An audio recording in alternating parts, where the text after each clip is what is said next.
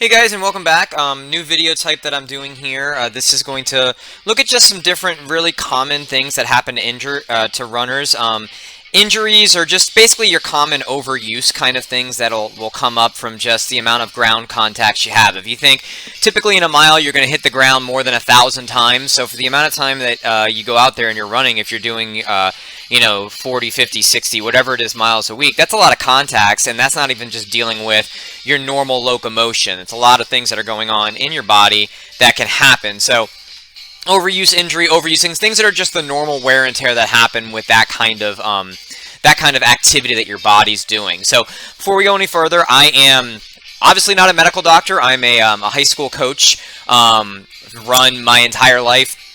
So I've dealt with a lot of these things on a day in, day out basis, been able to sort of, these more common things I see quite a bit, but I don't want anybody to think that I'm a medical doctor and that I'm actually qualified to, diagnose or treat anything, but these are sort of the things that I deal with on a day in, day out basis, and some of these things might help anybody if they're struggling with some of these things to the point where they don't want to go to see an actual doctor for it. It might be just a simple sort of fix, and especially right now with what the world is dealing with, where, elective things and these types of things are, I think, would be considered elective. Doctors are not really just seeing people for not really critical things. So the first one we're going to do here is a very, very common thing. It's so common it's called runner's knee.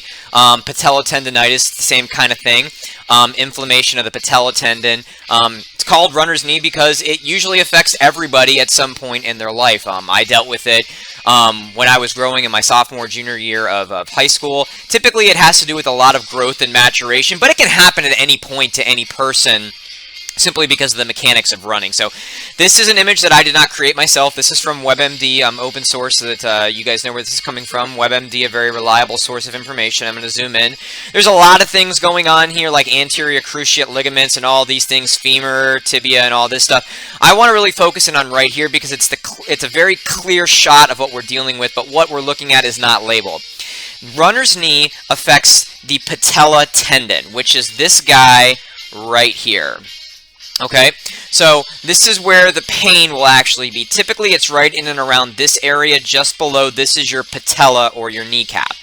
Okay, so the things we're dealing with is right here. This patella tendon connects right here on the very top of your, or not the very top, but toward the top of your tibia and the bottom of your patella or your kneecap, and then your quadriceps or your thigh muscles, four muscles, 1, 2, 3, 4, is right up here, and this is where everything's just sort of interplaying between the two. These three main things that are sort of interplaying that causes this overuse, repetitive sort of trauma that can happen in somebody's knee that's doing a lot of it. Okay, runner's knee can be very, very painful.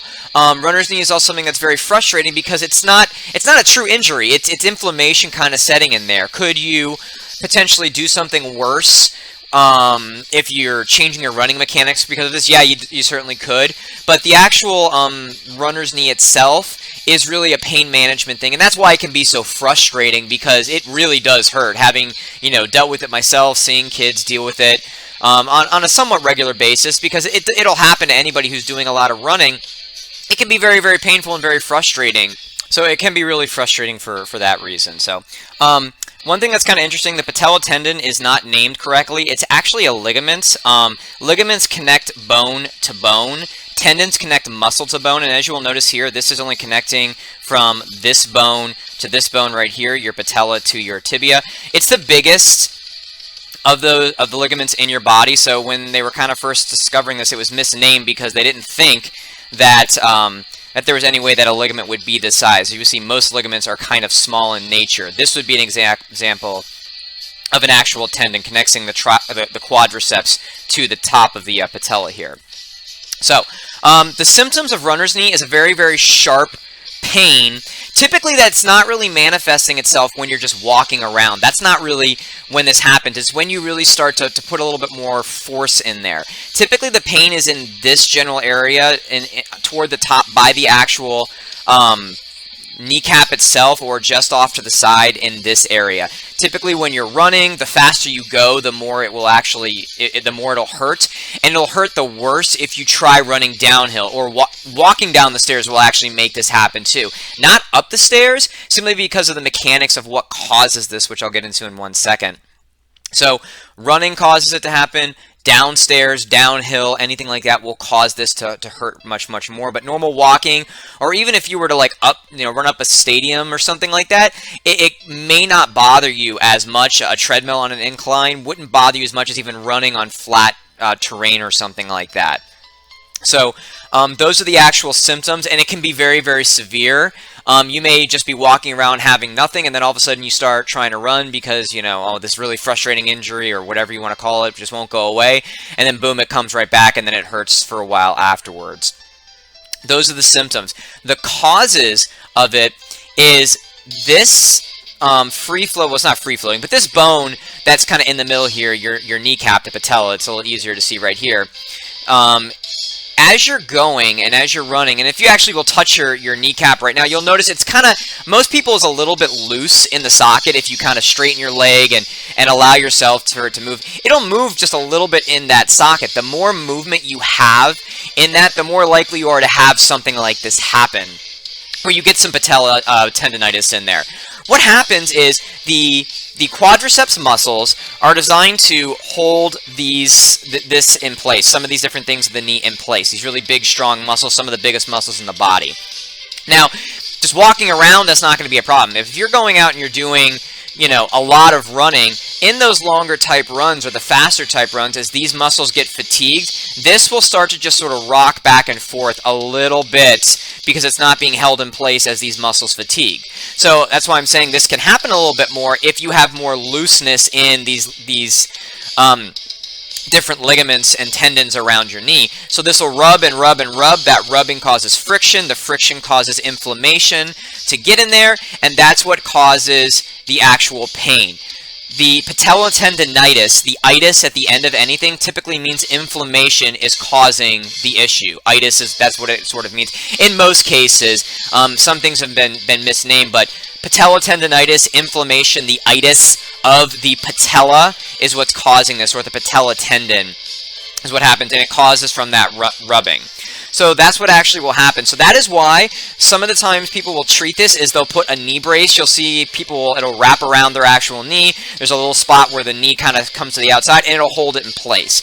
You'll see people where they'll wrap their knee, and that's also to try and keep this ligament from moving up and down during it. You'll see people take what's called pre-wrap and turn it into like a thin band that'll go around just underneath this to kind of keep it in place. And you'll see bands that are for that too. All of that is designed to keep this little guy in place from rubbing up and down, up and down, up and down. What you're going to want to do, there's a couple things you do. Preventatively, what you would want to do is a couple things. You want to strengthen the muscles in and around here, and that can be done with just basic quadriceps strengthening things. Things like weightless squats, good stretching, quadriceps stretching, and even hamstring stretching will help this quite a bit. Just keeping these muscles to where they're a little bit stronger, a little bit more taut, and that kind of thing, where it can keep this in place. So general strengthening of this area. It doesn't have to be crazy. Like I said, body weight squats, just easy, maintenance type stretching will help that whole process kind of play out.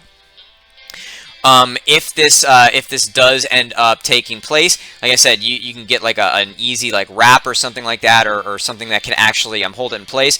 I do find it kind of interesting that you'll see people walking around with a knee brace, and if it's somebody that's in an older age group, sometimes walking is going to be their exercise, so that makes sense. But for somebody who's a younger person, reasonably healthy, just walking around with this isn't going to help anything, because it comes from that pounding, the running, the extra force that causes from you pushing off the ground with multiple times your body weight with each step that causes it. So what you would really want to do is wear the knee brace for your exercise, but it's really not going to help you all that much in anything else as you sort of work your way back. It was funny, I was coaching a kid years ago who had this happen, a really wiry type kid, and that's also one of the causes I forgot to say, and I'll get to in 1 second, but kind of a long, very lanky kind of person, and he would wear it to sleep, I think, for a mental thing, and that's really just not doing you any good. I guess placebo effect is there because human psychology, but the idea being is it's got to hold it in place to keep more inflammation from getting in there. Now, inflammation that's already in there, you can treat with a bunch of different ways, but getting back to the causes, this is usually affecting people as they're going through puberty. As they are stretching out, their body, their ligaments and their tendons are stretching out, but their muscles haven't caused back. Again, going back to strengthening these areas. So you typically see this, you know, in your girls, maybe freshman and sophomore years, boys, sophomore, junior year. That's when it hit me.